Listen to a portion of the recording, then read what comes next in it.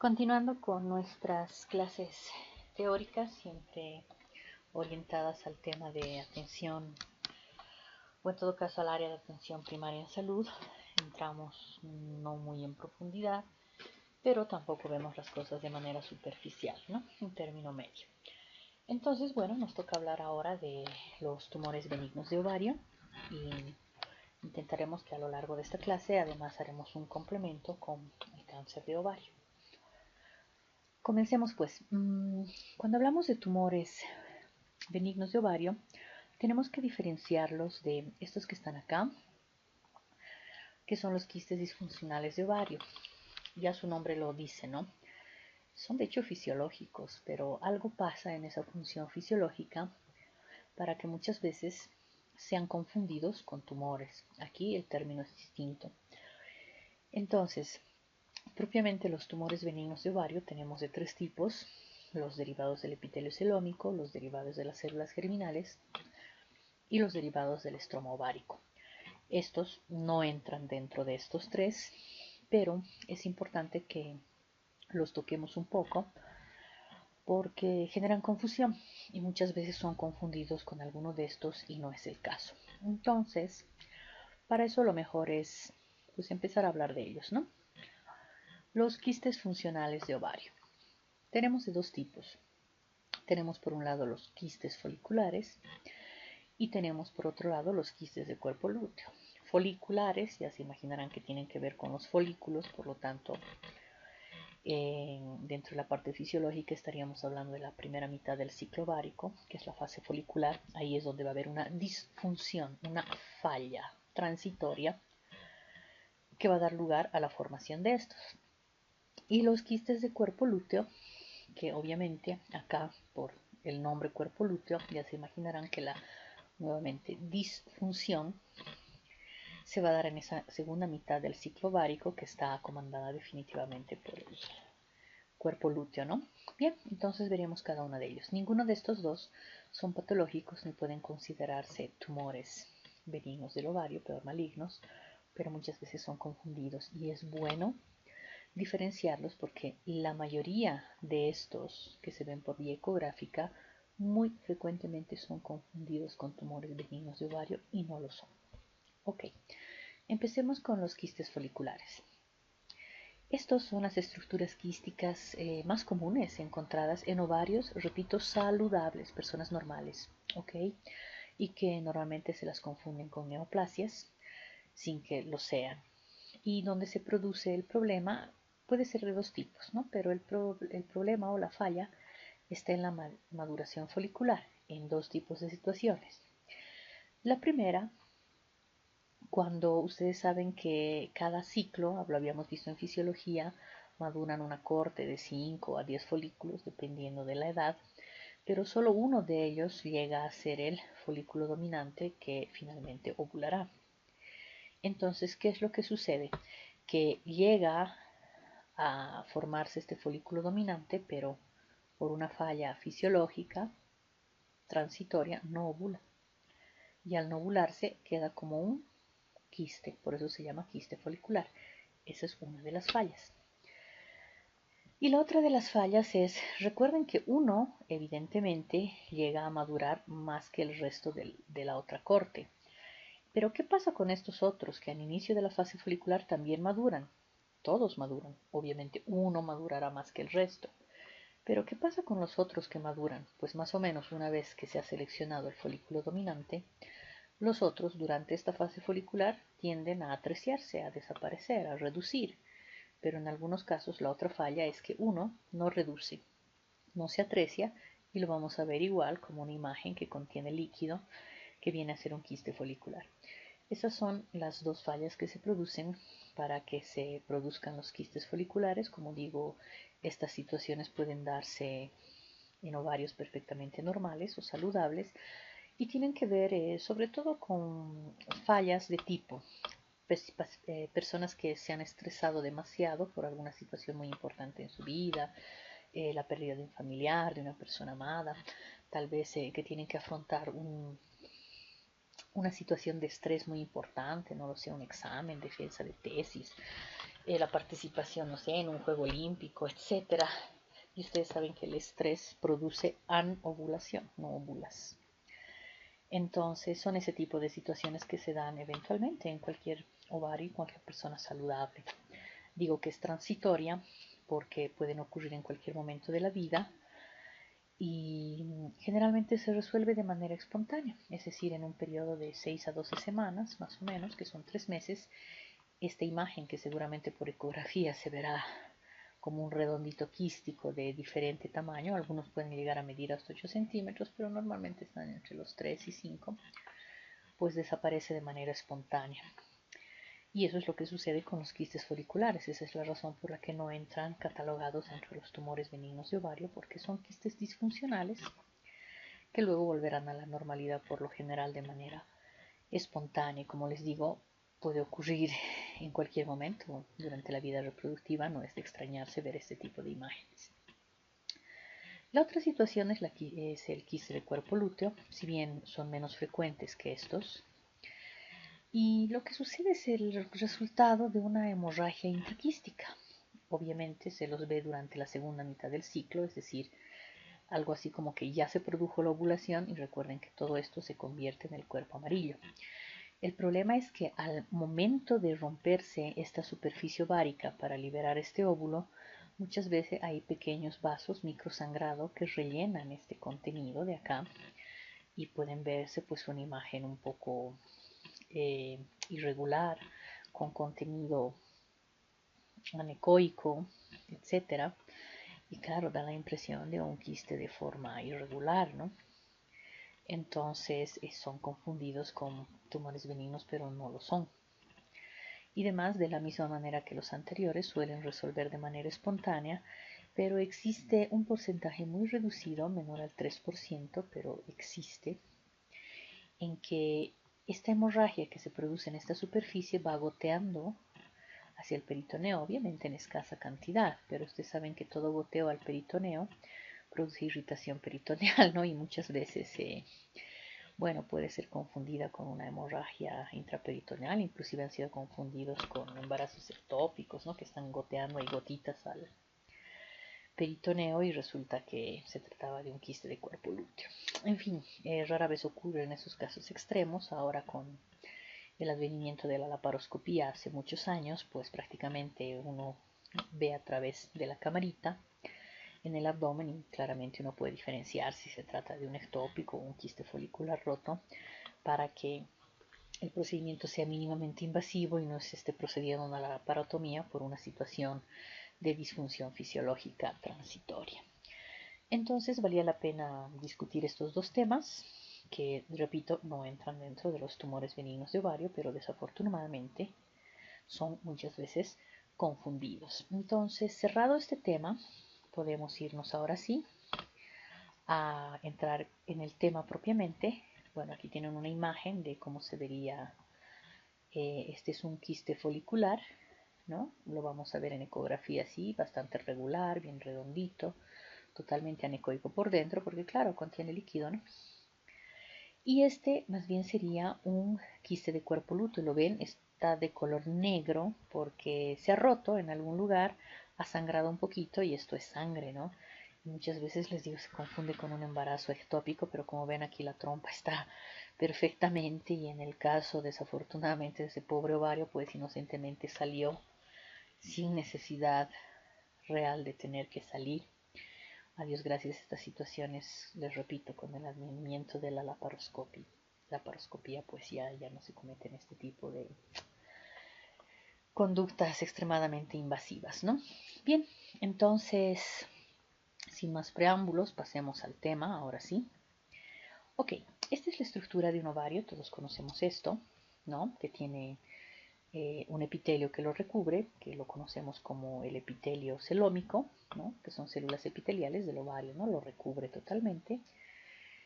Eso está en color celeste. Luego tenemos acá, obviamente este es un folículo, todo esto es un folículo, y dentro de este folículo está nuestra célula germinativa, ¿no? El ovulito que contiene el material genético. Entonces, esta parte viene a ser, uy, no funciona esto, Ahora sí. Bien, vienen a ser las células de tipo germinales. ¿Por qué germinales? Porque dan origen a un nuevo ser. Recuerden que el ovulito es el que contiene el material genético, ¿no? Bien, y luego tenemos este otro que una vez que se ha producido la ovulación, todo este tejido que va a corresponder al cuerpo lúteo que queda dentro del ovario, concretamente en su corteza, se va a convertir, bueno, son conocidas como células del estroma, ¿no? ¿Por qué células del estrómago? Porque recuerden que aquí tenemos una teca externa, una teca interna que se forman, estas células de la granulosa, y sabemos que estas células producen cierto tipo de hormonas. En la primera mitad del ciclo, sobre todo tenemos la producción de estradiol o la aromatización de alguna testosterona en estradiol producto de las aromatasas, y en una segunda fase del ciclo, una vez ovulada, cambia su función y comienzan a producir progesterona. Por supuesto que producen otra infinidad de hormonas más que aquellos que se quieran dedicar a la parte de fertilidad, pues seguramente lo revisaremos a mayor profundidad, ¿no? en la especialidad de ginecología, pero por ahora para atención primaria basta tener una idea general. Y estas, bueno, las conocemos como células del estroma. Una vez que tenemos el panorama de las células ováricas, tanto las del epitelio celómico, las germinales y las células del estroma, pues teniendo este contexto en nuestra cabeza, lo único que nos queda es entender que una parte de los tumores benignos de ovario derivarán de este epitelio, otra parte muy pequeña derivará de las células germinales y otra aún más pequeña derivará de las células estromales. Definitivamente las más frecuentes son las que deriven de este epitelio celómico. Entonces vamos a ver ello.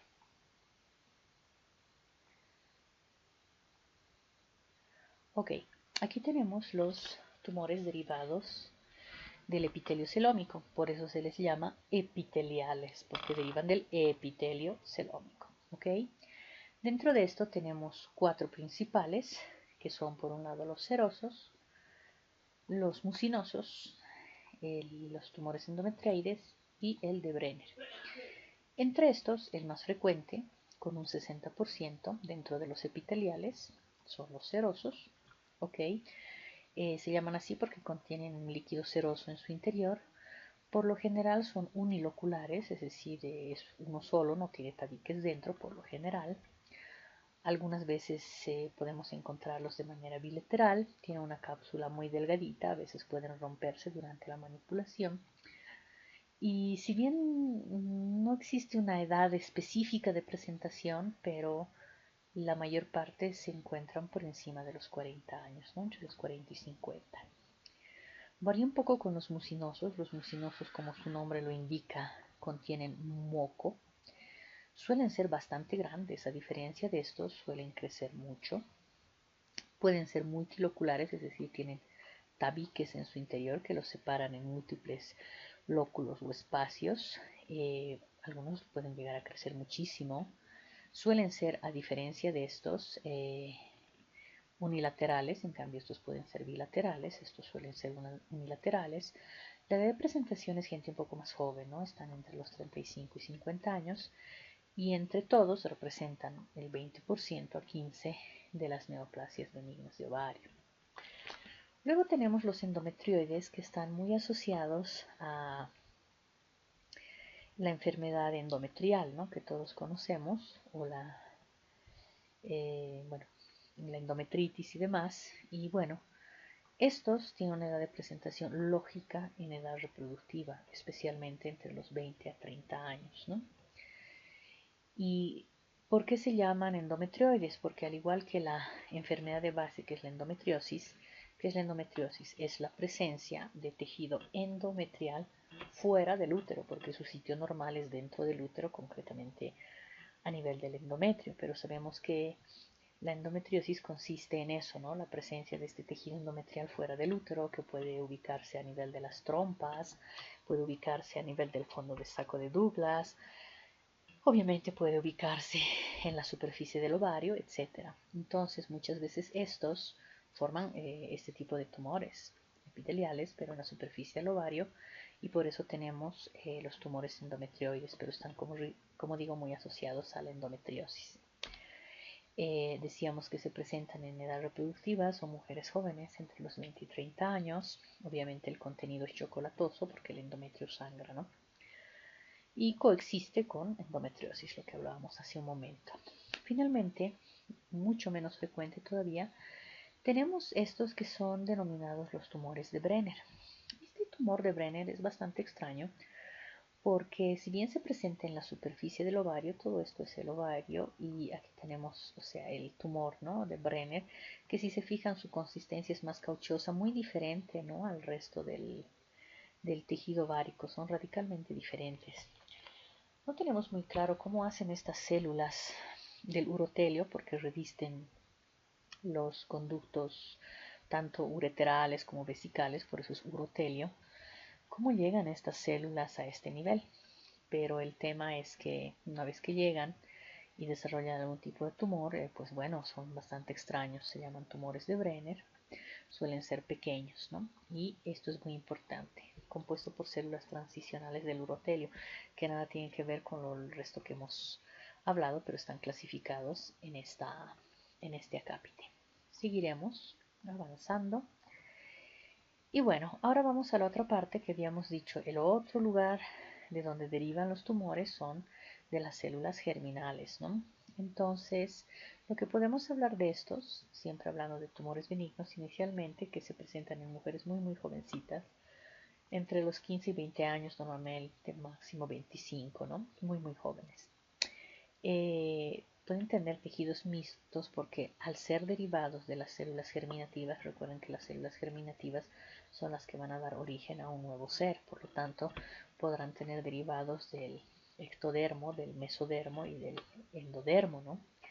Entonces tienen las tres capas germinativas y sabemos que cada una de ellas da origen a diferentes partes del embrión inicialmente futuro feto, ¿no? De los tejidos me refiero. Entonces, ciertamente podemos encontrar una mezcla de piel, ¿no?, de dientes, de pelo, presencia de cartílago que normalmente derivan del mesodermo, piel del ectodermo, etcétera. Hay un poco de todo. Entonces, aquí tienen una imagen donde hay un poco de grasa, un poco de cartílago, pelo por el medio, en fin. Y tenemos tres tipos o variantes dentro de estos tumores germinales del ovario. El más frecuente será el teratoma maduro y los menos frecuentes serán el quiste dermoide y el gonodoblastoma. Seguimos avanzando en este tema. Aquí viene la siguiente, perfecto. Luego tenemos el otro grupito que habíamos dicho que esta vez son los derivados del estroma ovárico, donde se encuentran precisamente estas células, hemos dicho, de la granulosa, que van a constituir la teca externa, la teca interna, cuando se está formando el folículo dominante, y después vendrán a constituir el cuerpo lúteo, ¿no?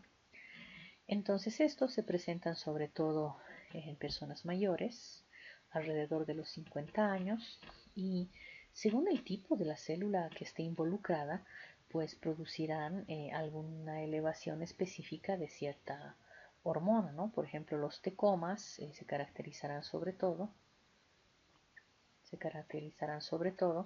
por la producción ya sea de estrógenos o testosterona, ¿no? Los tumores de la célula de la granulosa producen sobre todo estrógenos y también tenemos algunos denominados fibromas.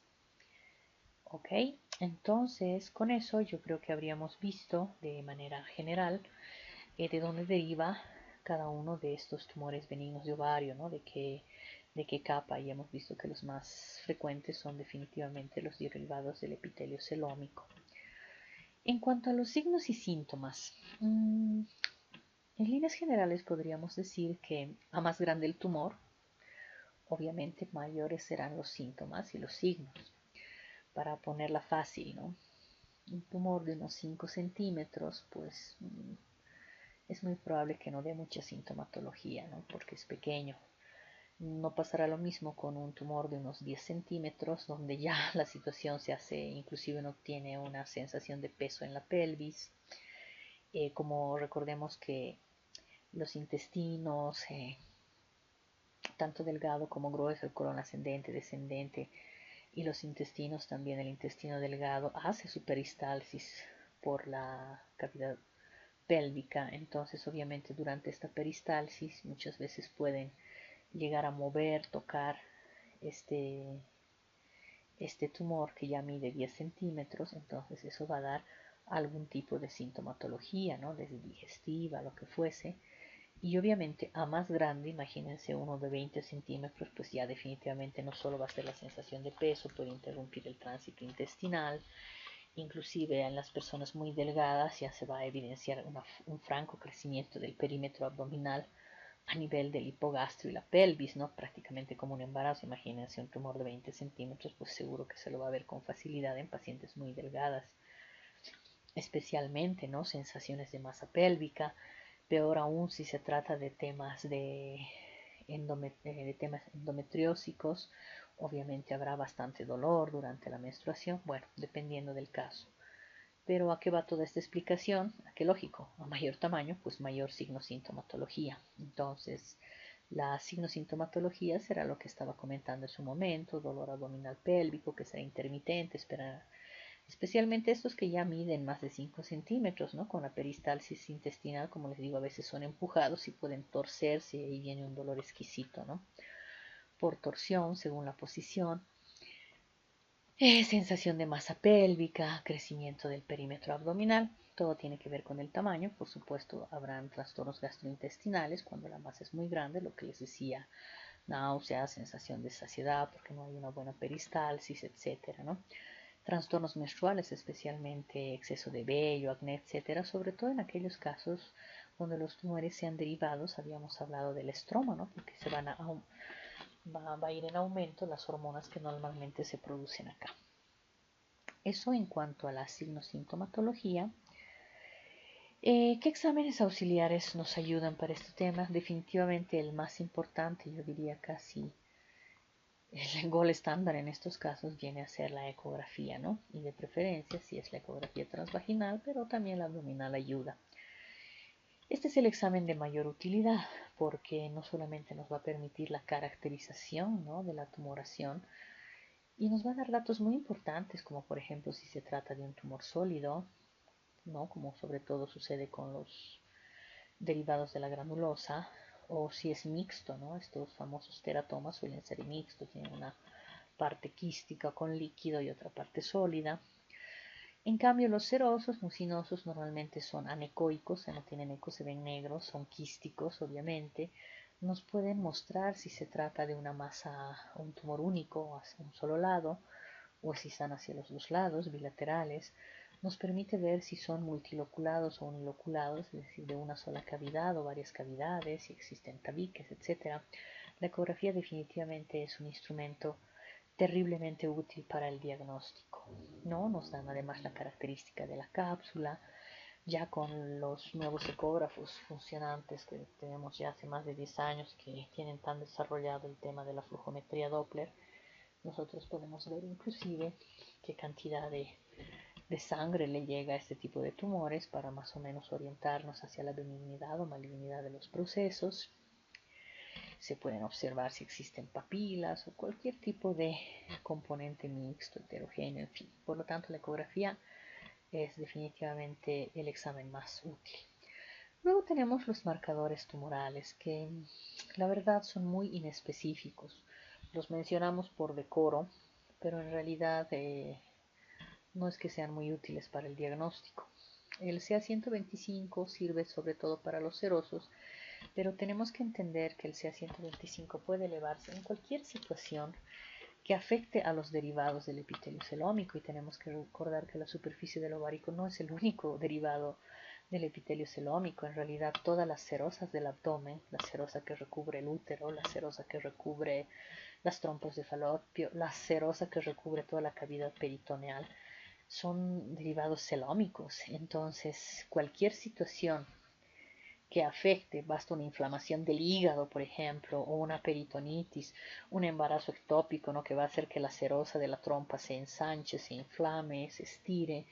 El simple embarazo, el embarazo común y corriente, que hace que el útero vaya creciendo de tamaño, y a medida que va creciendo el útero, pues también la serosa que lo recubre va a ir creciendo, estirándose. Cualquiera de estas situaciones puede producir una elevación del CA125. Entonces, ahí está lo que comento de que no son marcadores específicos, ¿no? Por eso los estamos mencionando por decoro más que otra cosa.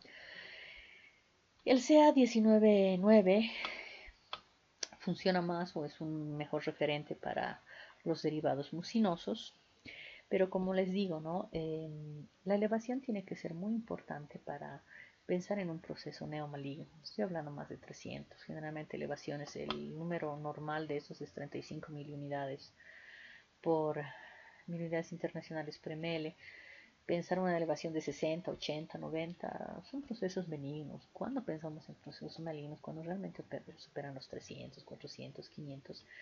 Y esto va a estar definitivamente acompañado de otra sintomatología como líquido libre en cavidad, presencias de masas voluminosas en pelvis, etc. Por eso les digo que su especificidad y sensibilidad no son muy útiles, especialmente para tumores benignos. Bien, ciertamente la elevación anormal de testosterona o el estradiol obviamente llamarán la atención, me parecen estos más útiles, pero cuando estemos hablando de los tumores benignos derivados de la granulosa, ¿no? Las células de la granulosa obviamente producirán mucho estradiol y hay células de la teca, ¿no? Que muchas producen testosterona. Recuerden que esto es normal, que el ovario produzca testosterona, pero por aromatización se convierte en estrógenos, ¿no? Entonces no es de extrañarse que estas células de la teca produzcan testosterona. Vale, eso es lo que podemos comentar acerca de los exámenes auxiliares. Valdría la pena mirar esta ecografía, porque les había dicho es pues uno de los exámenes que más nos interesa para este tema. Permítanme, me voy a poner un colorcito, acá no me gusta un amarillito, creo que va a ir bien. Bien, entonces acá les muestro. Este redondito de acá les hace ver que estamos frente a una ecografía transvaginal. Este es un transductor transvaginal. Y bueno, estamos enfocando en ambos lados los ovarios, pero en dos situaciones distintas. Si ustedes se fijan, podríamos llamarle tumor benigno de ovario, lo más probable, tiene un borde bastante regular. No se puede decir lo mismo de este tumor ovárico, que definitivamente tiene un borde irregular, ¿no? La primera cosa. Segundo, ustedes verán que este es totalmente anecoico. An significa sin ecos, ¿no? Los ecos se ven color blanco. Aquí no tienes ningún tabique, nada al centro. ¿Qué pasa acá? Aquí miren, tenemos un tabique, aquí tenemos otro tabique, por lo tanto aquí ya vemos algo que es multiloculado, ¿no? Muchos lóculos, aquí unilocular. La tercera cosa importante, nosotros en el interior de este tumor benigno, lo más probable, no vemos, como ven, ninguna masa aquí creciendo, ninguna digitación, ninguna cosa extraña, no hay nada de eso, lo cual le da una tercera característica de benignidad. No podemos decir lo mismo de esto, que si ustedes se fijan, aquí tenemos un crecimiento sólido, en todo este líquido hay un crecimiento sólido. Toda esta parte representa otro crecimiento sólido acá. Podríamos decir que es mixto, ¿no? Tenemos partes líquidas, partes sólidas. Y finalmente acá la función Doppler pues es negativa. Como ven, no tenemos gran que de flujometría a este nivel, es decir, no le llega mucha sangrecita. En cambio acá la actividad del flujómetro Doppler, o sea, nos muestra que es un tumor que está bastante vascularizado. Ahí la utilidad de la ecografía. Esto es un tumor benigno, es un seroso, esto es un cáncer. Entonces, vean cuán útil nos es la ecografía para ya ir planteando diagnósticos probables. Obviamente el diagnóstico definitivo siempre será histopatológico, pero ya con esto tú tienes una idea, al menos general, de qué es lo que puede estar pasando. Vale, entonces, bueno, yo voy borrando estos mis dibujitos. Se nota que nos gusta dibujar, pero bueno, entonces vamos borrando estos dibujitos. Ya está. Ok, sigamos avanzando. Era importante revisar ese tema ecográfico para mostrarles la utilidad de la ecografía. Y finalmente, ya para cerrar el tema de tumores benignos de ovario, la generalidad, ¿cuál es el tratamiento? Pues obviamente dependerá mucho del tamaño, de la edad de la paciente y ciertamente de los deseos de fertilidad de las mismas, ¿no? Cuando estemos hablando de pacientes en edad fértil, no aplica quitarles los ovarios porque prácticamente la dejas estéril, ¿no? Sin contar los efectos colaterales de la ausencia de estrógenos y progesterona a lo largo de su vida. Entonces, en las mujeres en edad fértil, la idea, cuando estos superen los 5 centímetros, estén muy molestos y demás, será la excisión tumoral y no así la del ovario. Cambia la figura cuando estamos hablando de pacientes menopáusicas. Considerando que las pacientes están perimenopáusicas o menopáusicas, ya prácticamente la funcionalidad del ovario es casi nula. En estos casos ya no plantearemos una exéresis de la lesión tumoral, sino del ovario en general, porque pues prácticamente nos sirve hasta de profilaxis para evitar cualquier problema en el futuro a ese nivel, ¿no? Entonces aquí estamos hablando de la exéresis del ovario, incluyendo el tumor, ¿no? Y muchas veces se va acompañado inclusive de histerectomía, ¿no? Siempre con medidas más preventivas que otra cosa para evitar la necesidad de posteriores cirugías de origen ginecológico. Y en lo que se refiere a los tumores o quistes dermoides que se presentan en chicas muy jovencitas, lo adecuado ciertamente será la preservación de la fertilidad, lo mismo que hablábamos acá, obviamente teniendo en cuenta que muchas veces, especialmente estos tumores derivados de las células germinales, pueden dar recidivas. Sopesado este tema y bien informada la familia, va muy bien que se trabaje de preferencia en la excisión solo tumoral, ¿no? Para lo que les digo, la preservación de la fertilidad. Bien, entonces eso es lo que creo que podemos comentar acerca de los tumores benignos del ovario. Vamos a terminar esta presentación y vamos a comenzar, perfecto, con la siguiente, eco, que esta vez nos vamos a dedicar al tema de revisar igual de manera no profunda, sino superficial, pero lo más ordenada posible, del tema de cáncer de ovario, ¿no? Entonces, ¿qué podemos hablar de cáncer de ovario? En realidad, el origen de los tumores del cáncer, que esta vez ya hablamos de cáncer de ovario, son exactamente iguales a los tumores benignos. Para empezar, en cuanto a la epidemiología, el comportamiento de la enfermedad en la población ciertamente varía de los lugares a lugares, ¿no? No es lo mismo los países muy desarrollados, donde sus incidencias de cáncer de ovario son realmente elevadas. No pasa lo mismo en los países en vías de desarrollo. Nuestra incidencia de cáncer de ovario es relativamente baja en comparación a mama y cervix, pero lo que hablábamos el otro día, cuando hablábamos de factores de riesgo para cáncer de mama, va subiendo esta incidencia precisamente por todos los hábitos de vida no saludable que se llevan, las transformaciones de las condiciones sociales, económicas de los pueblos, que hacen que en este momento las mujeres hayan cambiado radicalmente su estilo de vida y poco a poco cada vez uno tenga menos hijos, se dedique más a estudiar, a trabajar, a tener estabilidad económica, etcétera. Y bueno, pues esto retrasa, como en algún momento les he dicho, el tema de fecundidad y tiene sus efectos como cualquier otra situación. Y a eso se suma también el cambio profundo que hemos tenido en la alimentación y el origen de nuestros alimentos, que mucho de lo que consumimos desafortunadamente es transgénico. Seguramente es mucho más en los países en desarrollo, mejor dicho desarrollados, pero no quiere decir que eso no nos esté afectando a nosotros, y por eso es que todas estas leyes que quieren comenzar a producir todo tipo de transgénicos es una situación que nos va a llevar a una hecatombe en cuanto a cáncer. Ya estamos mal y podríamos terminar peor. Bien, dejando el llanto de lado, bueno, es la quinta causa de muerte por CA, por cáncer. Se presenta sobre todo en mujeres mayores de 50 años. No tenemos una causa específica. Podríamos decir que es multifactorial, muy parecido a los factores de riesgo de cáncer mamario, pero tiene que ver mucho con los estilos de vida no saludable que en su momento estábamos comentando. Y el gran problema que tenemos con cáncer de ovario es su muy alta mortalidad. Y la muy alta mortalidad, es decir, generalmente las pacientes que debutan con cáncer de ovario debutan en estadios avanzados. Estamos hablando de estadios 3 y 4. Rara vez las vamos a ver en estadio 1. Esto tiene una explicación. Y es que es muy difícil poder detectarlas en etapas iniciales porque la sintomatología de las etapas 1 y 2 es casi ausente. En cambio las 3 y 4 obviamente tocan trompeta.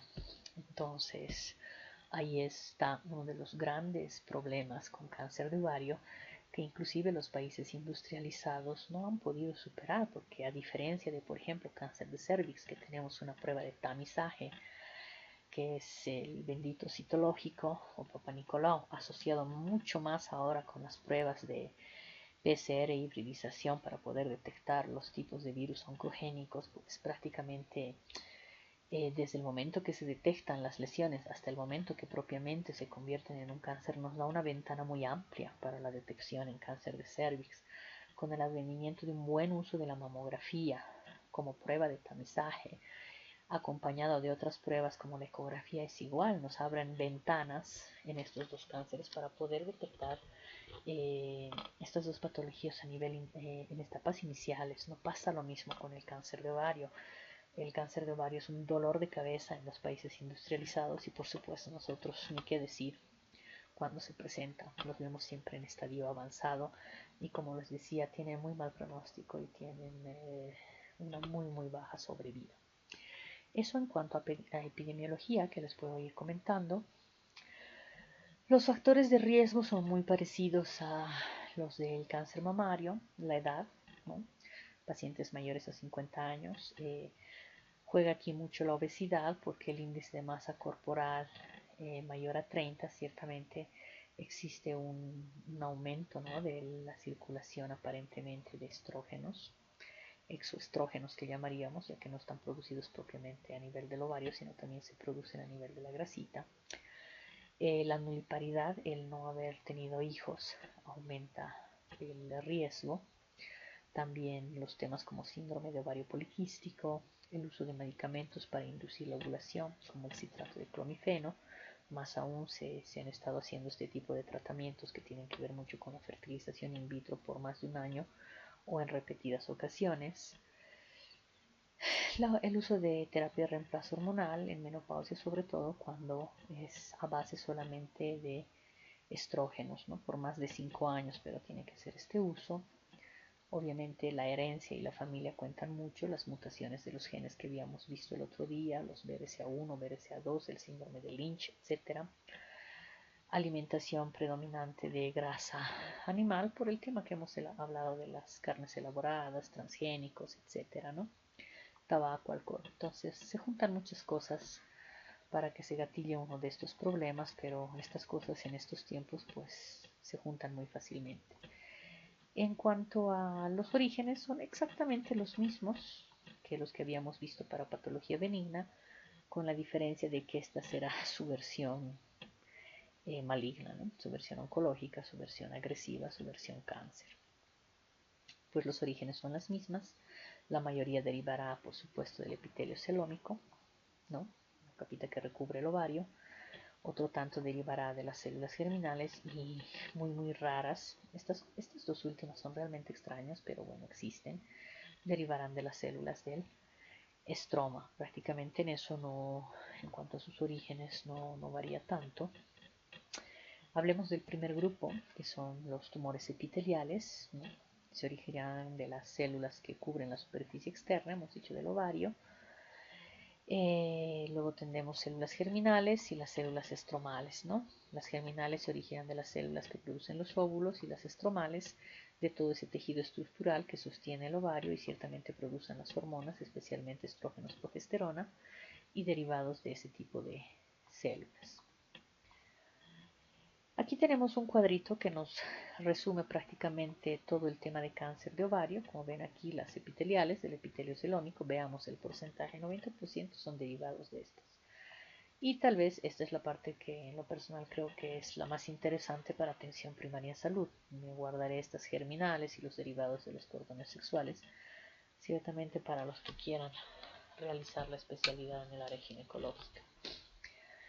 Entonces, como conocimiento general, nos interesa saber que la mayoría de estos cánceres derivarán del epitelio celómico en un 90%. Los nombres son los mismos que los de tumores benignos de ovario, vale decir, tenemos los serosos, los mucinosos, endometrioides, solo que aquí aparece uno nuevo, se llaman de células claras, e indiferenciados. Estos dos son terriblemente agresivos. Los otros tres nombres no son difíciles de recordar porque son similares a los de patología benigna, ¿no? Solo que llevarán el prefijo de carcinoma. Esa es la única diferencia, ¿no? Carcinoma seroso de ovario, carcinoma mucinoso de ovario, carcinoma endometrioide. Esa es la única diferencia, pero bueno, obviamente y la agresividad, pero fuera de ello los nombres más o menos se van pareciendo.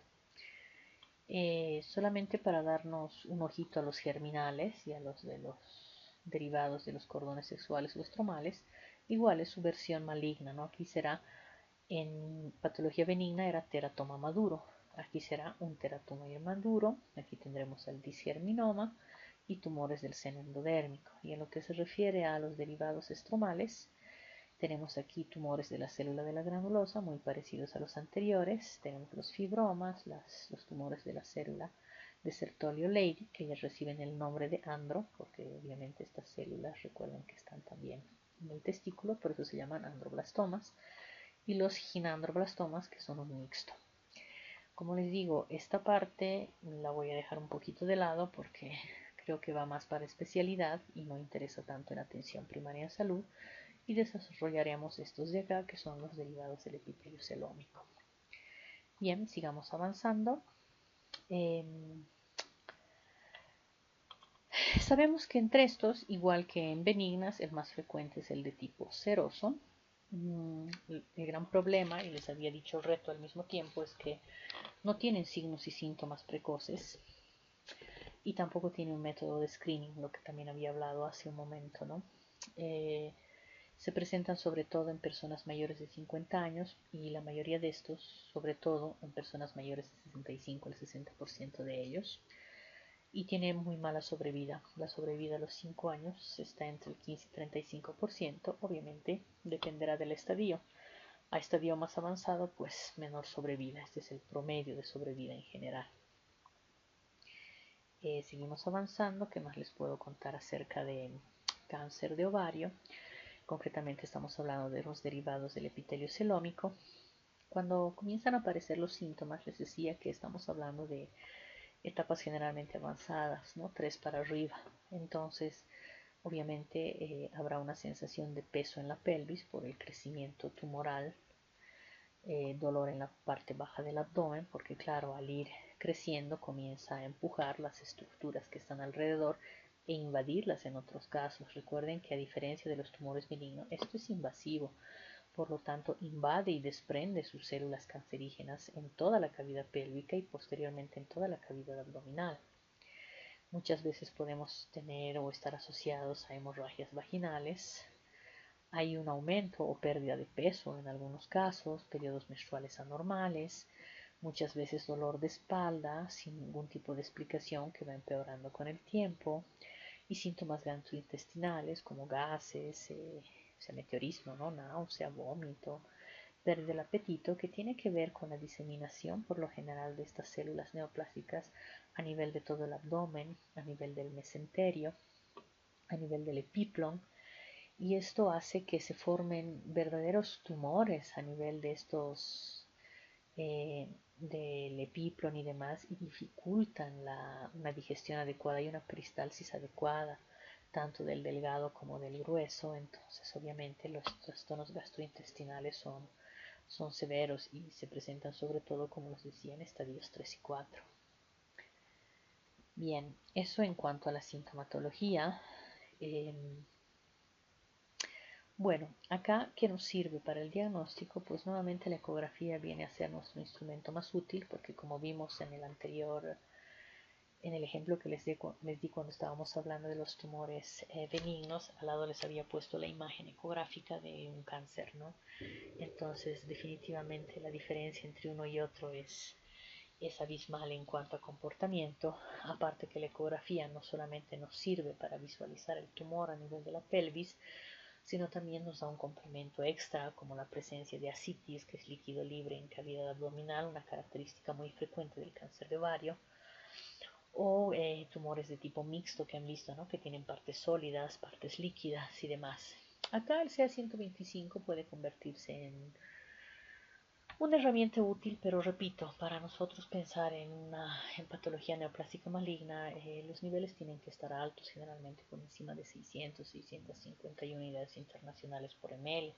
Ya habíamos visto que el CA 125 y sus elevaciones por encima de lo normal, pero bajas, que están hasta el 100 y demás, pueden también estar relacionados con otro tipo de, ni siquiera patología, pero que tenga que ver con algún tipo de agresión al epitelio celómico. Ya lo habíamos hablado hace un momento.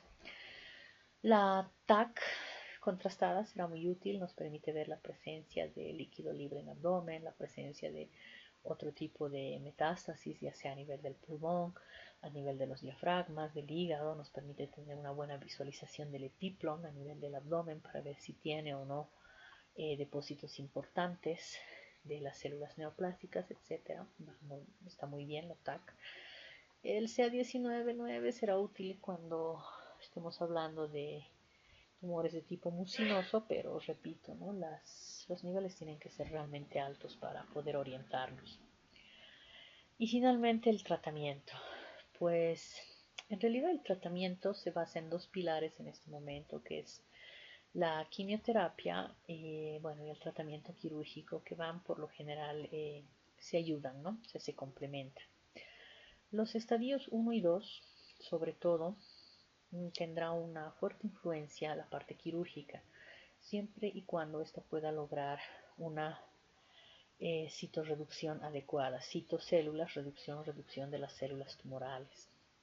¿Esto qué quiere decir? Quiere decir que el objetivo de una cirugía de máximo esfuerzo, ¿qué significa una cirugía de máximo esfuerzo? Que si tú vas a abrir esta panza, asegúrate de que puedas sacar todo. Sacar en este momento tumores, o sea, una parte de toda la cantidad o la carga tumoral que tiene ese abdomen y dejar un tanto adentro prácticamente no tiene utilidad. El tema es muy complejo, no voy a entrar en detalles, solamente diré que los estadios 1, sobre todo la citorreducción, la cirugía con el objetivo de sacar la mayor cantidad de tumor, si es posible todo, va acompañada a quimioterapia, sea esta intraperitoneal, que es lo ideal, o modo contrario endovenosa. Aún así, cumpliendo con todas las expectativas, la sobrevida en este grupo para el estadio 1 es de 72% si todo sale perfecto, y 46% para los estadios 2. Es muy poco, ¿no? Si se dan cuenta, 46% a 5 años es, pues, o sea, más de la mitad a 5 años no va a llegar, en palabras simples. Entonces, no es que vaya muy bien, y ojo que muy pocos estadios se diagnostican en 1 y 2. Por si acaso les voy a dejar la estadificación de cáncer de ovario como documento adjunto, ¿no?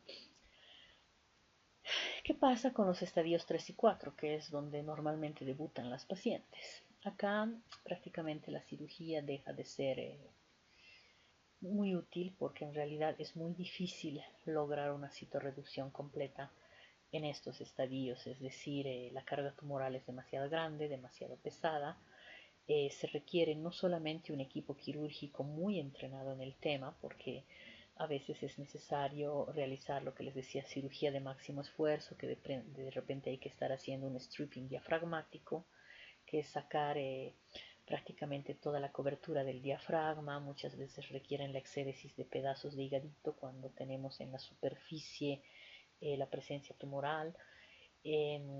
La exéresis del epiplon tiene que ser completa, muchas veces hay mucha adherencia y demás. Y todas estas cirugías de máximo esfuerzo requieren de equipos multidisciplinarios quirúrgicos muy bien entrenados. Muchas veces se tienen que resecar pedazos de intestino, se tiene que resecar parte de la vejiga y hacer neoanastomosis o neovejigas para poder hacer realmente este debulking que les llamo completo, ¿no? O sea, sacar toda la cantidad tumoral que se encuentra en ese abdomen, y son cirugías muy extensas que no todos los servicios tienen estos equipos multidisciplinarios, ¿no? O sea, tienes que tener al urólogo a la mano para que esté haciendo las neovejigas y las anastomosis de los nuevos uréteres. Tienes que trabajar muy cerca con cirugía gastro para que te haga las anastomosis, etcétera, de las resecciones intestinales o inclusive colostomías que se requieren para poder realmente retirar toda la carga tumoral.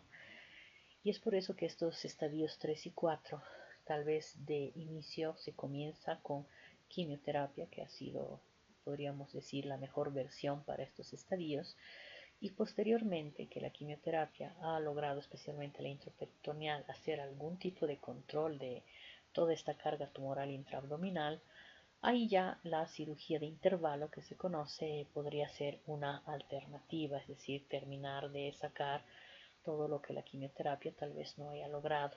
Aún así, cumpliendo de manera perfecta con equipos multidisciplinarios y todo esto. Este protocolo, si ustedes observan, la sobrevida es muy pobre, apenas 17% para los estadios 3, o sea, 5 años es realmente penoso, ¿no? Y para el estadio 4, pues la sobrevida es 4% a 5 años. Entonces, bueno, nos va bastante mal en el tema cáncer de ovario, por lo tanto no es que sea un tema que alegre mucho discutir. Y bueno, ahí tienen una imagen tan diferente a esta otra, miren.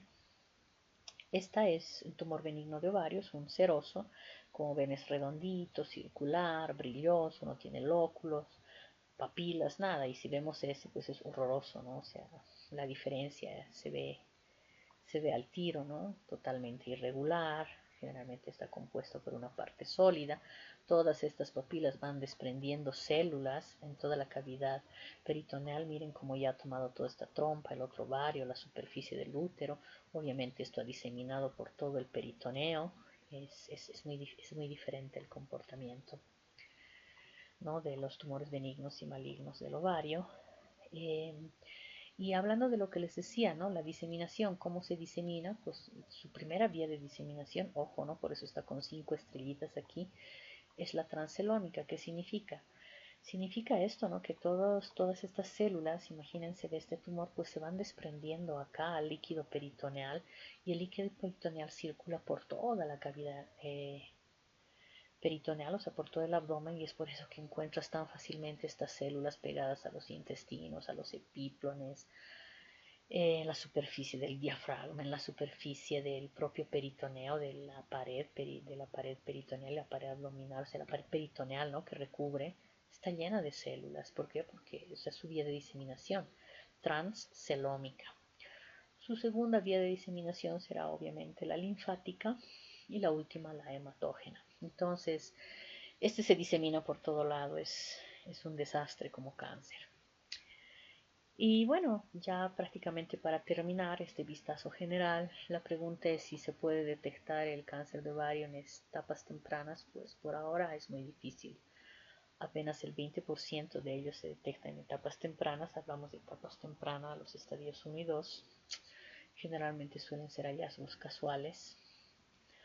Y la sobrevida, a pesar de diagnosticarlas en etapas tempranas, es muy pobre, va entre el 75 al 92% a 5 años, ¿no? Pero 75 es muy poco si estamos pensando en etapas tempranas. ¿Cuáles serían las recomendaciones o los tips para tratar de diagnosticar tempranamente? Y lo ideal siempre es prevenir, ¿no? Evitar que suceda la enfermedad. Esa es la medicina del siglo milenio, evitar. O en otras palabras, que los pacientes estén sanos. Pues lo primero es identificar factores de riesgo. Todas las pacientes que tienen factores de riesgo es mejor andarlas vigilando. Con una ecografía transvaginal han visto cuán útil puede ser la ecografía transvaginal, asociada al Doppler Color y obviamente mediciones del CA125. Esto quizás podrían darnos algún tipo de ayuda para tal vez poder diagnosticar lesiones sospechosas que estén entre el estadio 1 y 2 más allá tempranamente, pero definitivamente lo ideal será disminuir los factores de riesgo. ¿Y eso en qué consiste? Y esto es la recomendación para todos nosotros, ¿no? Para cada uno de nosotros, y es tener una alimentación saludable, evitar el consumo de transgénicos, cuidar mucho el tema del peso, hacer ejercicio, en fin, todo lo que creo que hasta la fecha y hasta quinto año no los hemos venido repitiendo desde que hemos entrado a la carrera, un tema tan difícil de realizar, creo, para todos, porque esta vida nos ha llevado, yo creo que a todos, a perder el norte muchas veces y tener vidas demasiado desenfrenadas, demasiado complejas, demasiado materialistas, etcétera, y eso está definitivamente arruinando a la humanidad y acabando con todos nosotros, ¿no? Aquí tienen una imagen ecográfica que es muy similar a la que les había mostrado hace un ratito. Mejor poner el lapicito. Entonces miren, prácticamente tenemos todo este que es el tumor, o no sé qué he hecho. Ah, razón, me he equivocado. Ok, tenemos todo este tumor que, como ven, tiene una parte sólida, ¿no?, que la tenemos acá. Aquí también otra papila que cuelga, perdón, el dibujo no está muy bien. Tiene una parte líquida que viene a hacer todo esto. Miren la cantidad de flujo, ¿no?, o sea, de sangre que le llega a este tumor. Es que esto está creciendo rápido. Es totalmente irregular en cuanto a su forma. Y bueno, en esta no se ven tabiques, pero ya más o menos solo de verla te da una idea de que estás frente a una situación ciertamente no muy convencional y más tirando a una neoplasia maligna que otra cosa. Bien, entonces yo creo que la paramos ahí porque, como les había dicho, por ahora no tenemos mucho interés en trabajar en estos otros tipos de neoplasia maligna, como son los derivados de las células germinales y las del estroma, porque creo que eso habrá que discutir ya con aquellos que quieran llevar la especialidad. Creo que por ahora y para atención primaria en salud, pues la dosis es suficiente. Sin más, yo aprovecho para saludarles y, por favor, les recomiendo que, aparte de todo lo que hemos revisado, les voy a dejar, eso sí, la estadificación del cáncer de ovario. Entonces, para las preguntas del examen parcial, recuerden que nosotros elaboramos un pool de preguntas y bueno, de ahí se sortea y entran al sorteo, ¿no? Entonces no hay que extrañarse que les ponga un casito clínico. No pretendo que aprendan de memoria la estadificación, creo que eso no aplica, sino que se la impriman y la tengan ahí al lado de su computadora o de su celular, modo tal que cuando tengan el ejemplo ahí, pues solamente hay que ver, según las características que te dan, a qué tipo de estadiación pertenece, ¿no? Ok, eso es lo que, bueno, puedo informarles por ahora y bueno, que tengan un buen resto de día, lo que queda. Cerramos transmisión.